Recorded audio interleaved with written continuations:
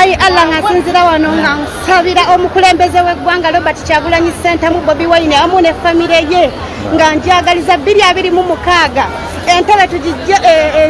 entebe tugitwale e Kamwokya. President w'eggwanga, just know we love you so much. All Ugandans we love you. Ate we trust you. Tukimanyi 2026 ogenda kukikola nga ndi wano nga nsinzidde waneno Mecca nga Wallahi ndi musanyufu President w'eggwanga Robert Kyagulanyi Ssentamu ffenna essubi tulina mu ggwe.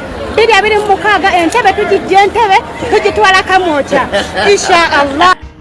Endowooza yo giteekeko ekikolwa okusobola okufuna amakulu. Kino ngenda kikunnyonnyola era ojja kitegeera mpola mpola. Bwe muba mwegendereza nnyo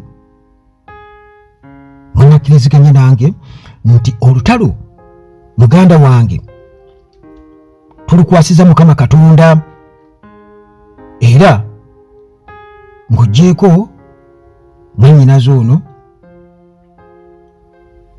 Muhoozi naye kennyini ennaku zino yeekwasa Katonda. Museveni awuza bwe nnaafa ngenda genda mu ggulu. Kakati ebintu muganda wange biri awo era ggwe awuliriza oba alaba bino byonna osobola okulamula n'otegeera naawe nti kirabika bigenda kuggwa bwe biti. Kirabika bigenda kuggwa bwe biti kubanga kasogedde nga lubanga lwa Nnindi tetulabangayo muntu yenna yali asabidde ku Gen. Museveni katugeze nti agenze ku Kaaba okukola hijja wawumula nti asabe mulwatu bwatyo era katambye akasindike watali kubuzaabuza kwonna ate musanyu eri ekitalo kuba twalaba Anita Among bwe yagende wa Paapa. Ekintu kye yasobola okwogerayo nti ndi lubuto nsaba onsabire nzaale bulungi era bwe yazaala omwana abaana abalongo n'abatwalayo Paapa n'abalaba. Tayogeranko ku kigambo Museveni eri Paapa nti obasabira Museveni yeyongereyo emyaka ebyo abyogerera eno, ekitegeeza nti ekikuli ku mutima ky'oyogera ng'osemberedde Katonda. Ekikuli ku mutima ky'oyogera ng'osemberedde Katonda. Abantu bonna abagenda abasemberera Paapa, abagenda Mecca, ebbanga lyonna babayita Simanda Alhaji Moses Kigongo Alhaji bonna kubanga n'abavubuka gye bali abagendayo kati nga mwannyinazo oyo muvubuka gye bali tugamba abasobola oba bamanyi ebintu bya selfie bye bityo ebifaanaganako ng'akatambi ako kakutte nabo gye bali era bwe yabadde ayogerera nabo baabaddeyo nga bayero nnyo naye tebasobola yadde. Si lwakuba nti nno bakikola bagenderedde, bali mu NRM lwa ssente.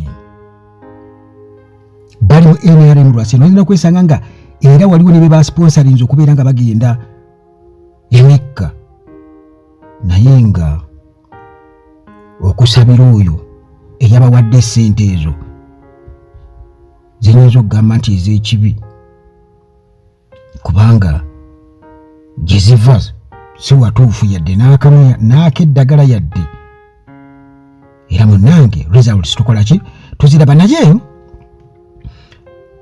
kansoke ndowooza nkuwa akatambi kamwannyinazo ono then nina akatambi akalala kenjagala okubeera nga ndireetinga. Kansoke kuwe kano kenjagala okulireetingako ak'ennyondo then nkuwa akamwannyinaze kubanga awo njagala nkukakasa nti bino ebintu birina okubeera nga bituwa ekyokulabirako ekyamaanyi ennyo.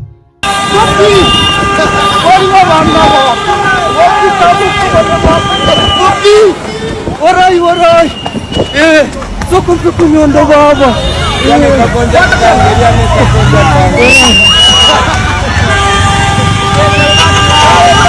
Ai Allah nze omudduwo nga ndi ono mu kifo ky'ekitukuvu nsabira omukulembeze wa ggwanga His Excellency Robert Kyagulanyi Ssentamu nsaba 2026 ya Allah okkirize entebe tugijje entebe tugijje entebe tugitwale Kamwokya 2026 twagala president waffe Robert Kyagulanyi Ssentamu nga Allah ye ali mabega waffe osobole okuwangula akalulu kano ka 2026 osobole tuula mu ntebe kubanga gwe president gwe twagala. President Kyagulanyi Ssentamu, just to know we love you. All Ugandans, we love you so much, President of Uganda. Gwagwe twalonda era gwagwe tuwesiga 2026 nga tewali kubba kalulu konna entebe tugitwala Kamwokya nga gwadumira. Tukwagala nnyo taata. Amina. Waliwo enjogera egamba nti asaba aweebwa era Mukama Katonda yagamba munsabe nja kubaanukula. Munsabe nja kubaanukula. Ekizibu ffe abaana Adamu tetumanyi kuwanjaga, tetumanyi kuwanjagira mutonzi. Mukama Katonda olina okumwegayirira, olina okuteekawo okuyaayana nti ekintu kyoyagala okyagala. Kakati akatambi kali ke nasoose okubeera abaka ennaku zannyidde ak'ennyondo. Mulikira omuvubuka oyo Bobi yadduka ng'agoba emmotoka. Bobi mpa ku nnyondo muganda, mpa ku nnyondo, bali mukundaba bandaba. Taagala kuswala kwegamba abantu bagenda kumulaba ng'amwesibako. Mukama Katonda olina kumulaajanira bw'otyo nti munanga abantu bandaba nga sigwa kusaala, sigwa kusaba, sigwa naye njagala obaswaze ompe byenkusaba nabo baswale. Mukama Katonda esaala ajja kujanukula kubanga obeera omuwanjagidde. Omuvubuka oyo yawanjagira Bobi Wine nga kyayagala kyokka just nnyondo babongeko, talina kirala kye yali ayagala. Babongeko kubanga yali kyaliwo ennyo amulaba agenda Bobi. Era munange bagamba nti akatono k'olinako wamunywanyiwo bagumbulizi kyalina kyawamunywanyiwe. Bobi Wine bw'ato ku kagonja ke yali alyako namugamba nti kwata kagonja kaakano olyeko, era n'asheyalinga kagonja n'alyako. Ebyaddirira okuvaawo olw'okuba nti yawanjaga, yayaayaana. Bobi Wine kyamukwatako n'amuyita Makerere Kavule wali era ne bamuwa pikipiki ya bodaboda. Obulamu ne bukyuka. Abaali bamusekirira oba bye yali ati okubeera nga bamusekirira wali bandaba abantu bandaba. Yaddayo nga boys this time nga yeevuga olw'amaanyi ge yateekamu, amaanyi ge yakola ki ge yateekamu, era nti kyafaanaganya ne mwannyinaze ono nti bombi baasaba essaala oba omukyala yasabye essaala ono ne muganda waffe oli yasaba essaala. Temwerabira yasaba essaala.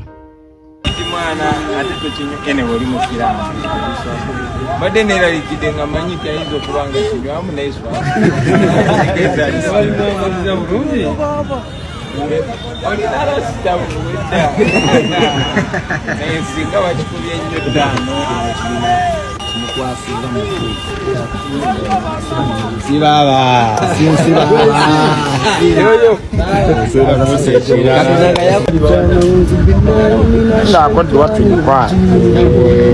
Bismillahirrahmanirrahim.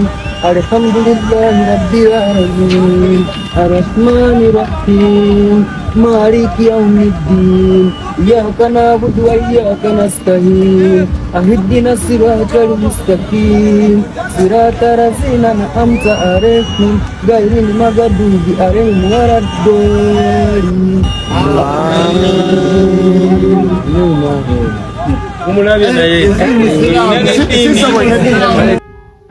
Essaala eyo nga bw'ogiwulidde awo, essaala eyo nga bw'ogiwulidde awo erimu ebigambo newankubadde nga muganda waffe essaala kwegamba singa obuzze mu Luwarabu olutuufu ebigambo bye yali ayogera byali bitegeeza kirala nnyo ate naye musobola okuba nga Mukama Katonda yagikkiriza kubanga era n'okugituusa awo si kyangu kitegeeza waliwo yafaayo okumusomesa n'abeera ng'asobola okubeera ng'agimanya essaala eyo. Osanga waliyo abaana abamu nga basiraamu oba nga bakatuliki naye nga tasobola kusoma kitaffaali mu ggulu nga tagisobola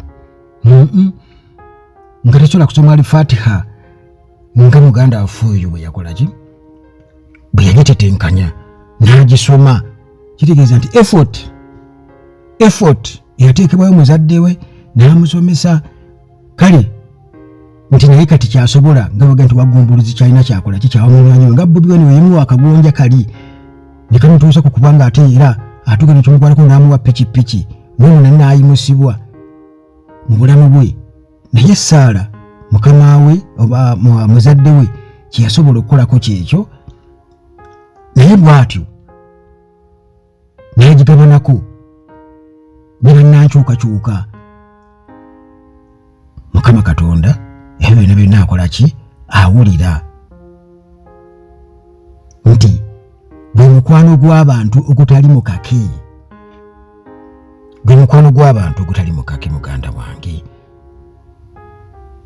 Era byonna abantu biboogerako newankubadde ng'abantu babasekerera basekaawa muli saaga teri agenda kufuga gwalino nga si munnamagye teri akola atya biki, ebyo byonna bya bwereere kubanga twali tulabe ku mirembe wano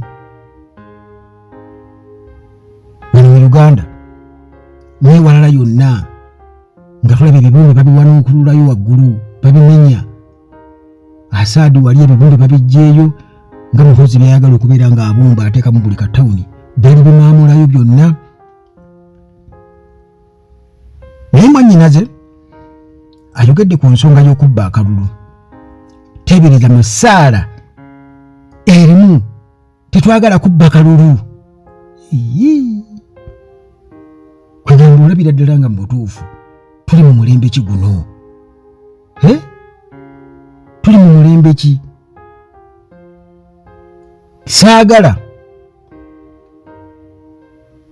akalulu kabbibwe Mukama Katonda naye watali kubba kalulu ne tebirimu byakubba nti omuntu erinnya lyo oba ebikolwa byo ne bituuka okubanga ne mu nsala z'abantu gwe asuubira okugenda mu ggulu ng'abantu bakwogerako ng'omubbi. Tosobola kukola kintu kyonna ky'amazima na bwenkanya naye owooza ogenda mu ggulu. Owooza simanya God kati ono yegeraageranya ku Jesus muhoozi. Kale tukimanyi nti akalulu kaana Uganda kasobola kubeera kamazima na bwenkanya naye Mukama Katonda alina enteekateeka esingako awo ku kalulu ku kapapula obupapula. Wabula bannayuganda kye balina okukola balina okuteekamu effort ng'omuvubuka oli w'ennyondo beyagoba emmotoka n'agifiirako Bobi Wine n'amuwa ennyondo n'amuwa ne kagonja ne kamutuusa ku pikipiki eri mu milioni 5 n'omusobyo naye nga gyali misinde gye yateekamu. Bannayuganda tulina okuteekamu amaanyi nga mwannyinaze oyo tusabe Mukama Katonda ate tutekemu n'ebikolwa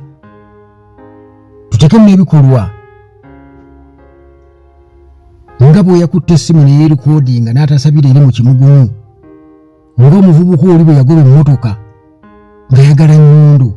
Naffe tulina okuteekamu amaanyi nti Saara egobererwa n'ebikolwa, nti yasabye Saara n'akwata essimu neyeerikodinga n'agisaasaanya mu nsi yonna ng'ekigendererwa kya kusaasaanya message etuuke ku bannayuganda okakasa nti nno bannayuganda tebatudde era enkyukakyuka ebasula ku mutima. Kati buli munnayuganda yenna w'oli olina okulaba nga okola kyonna ekisoboka okwongera ku kyenji. Naye bw'oba oyogedde ekigambo kimu